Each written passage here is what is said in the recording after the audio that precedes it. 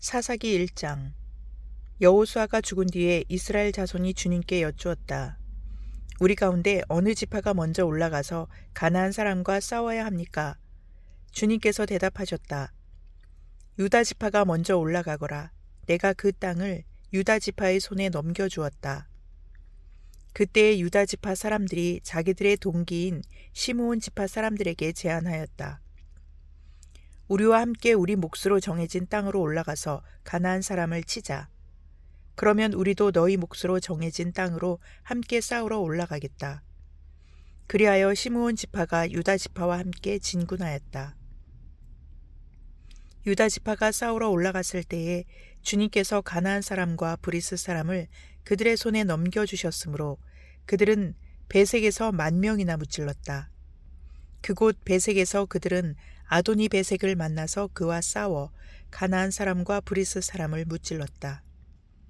그들은 도망치는 아도니 베색을 뒤쫓아가서 사로잡아 그의 엄지손가락과 엄지발가락을 잘라버렸다. 그러자 아도니 베색은 내가 70명이나 되는 왕들의 엄지손가락과 엄지발가락을 잘라내고 나의 식탁 밑에서 부스러기를 주워 먹게 하였더니 하나님이 내가 한 그대로 나에게 갚으시는구나 하고 탄식하였다. 그는 예루살렘으로 끌려가서 거기에서 죽었다.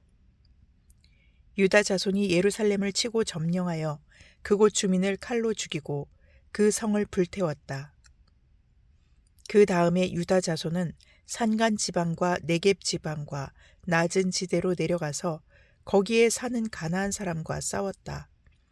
또 유다 자손은 헤브론에 사는 가나안 사람을 쳤다. 헤브론은 전에 기럇 아르바라고 불리던 곳이다. 거기에서 그들은 세세와 아히만과 달메를 무찔렀다.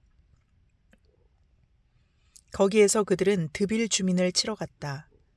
드빌은 일찍이 기럇세벨이라고 불리던 곳이다.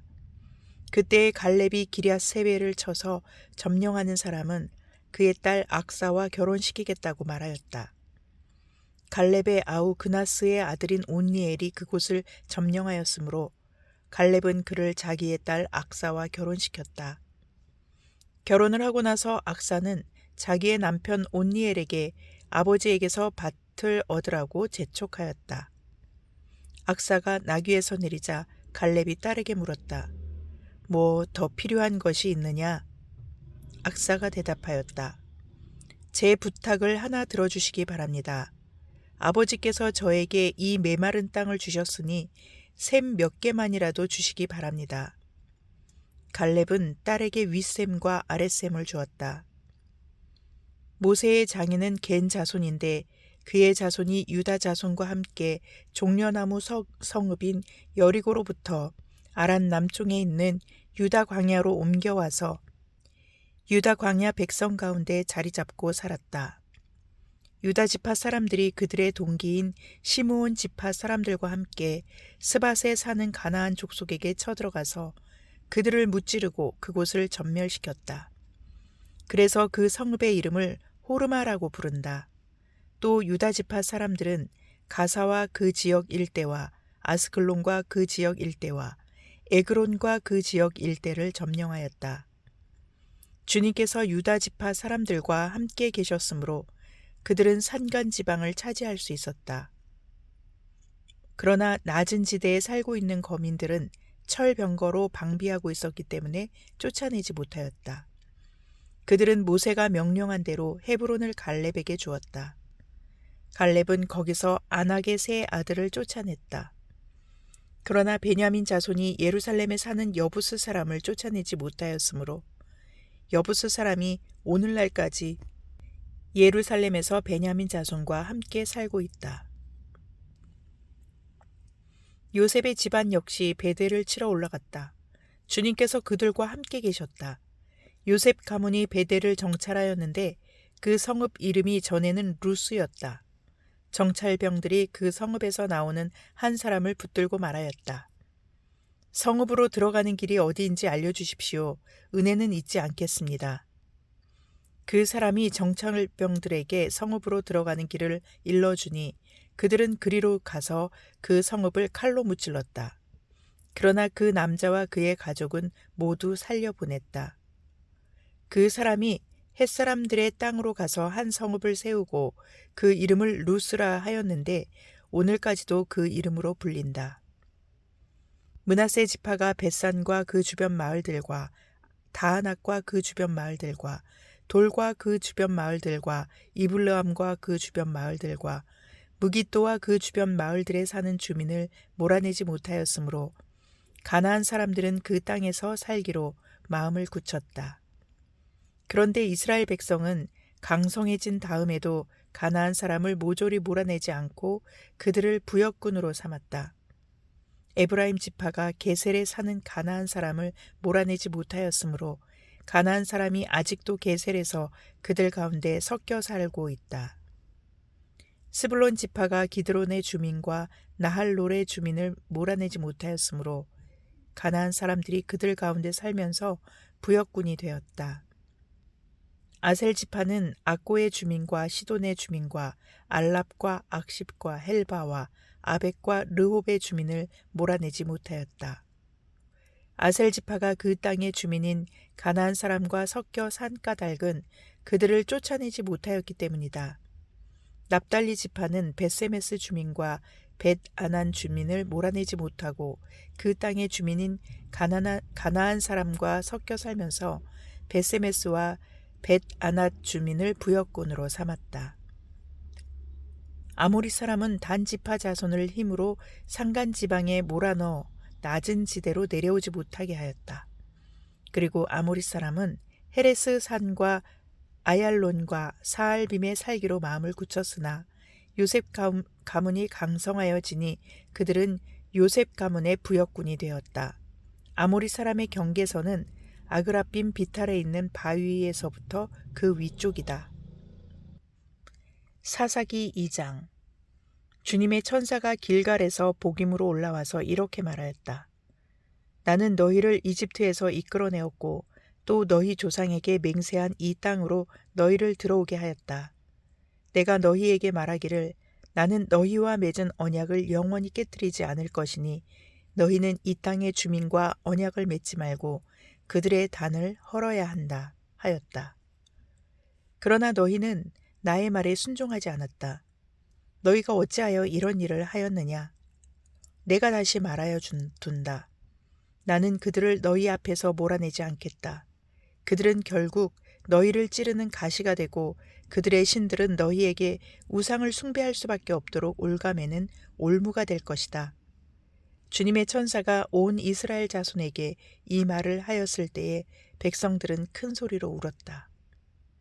그래서 그들이 그 장소의 이름을 복임이라고 부르고 거기에서 주님께 제사를 드렸다.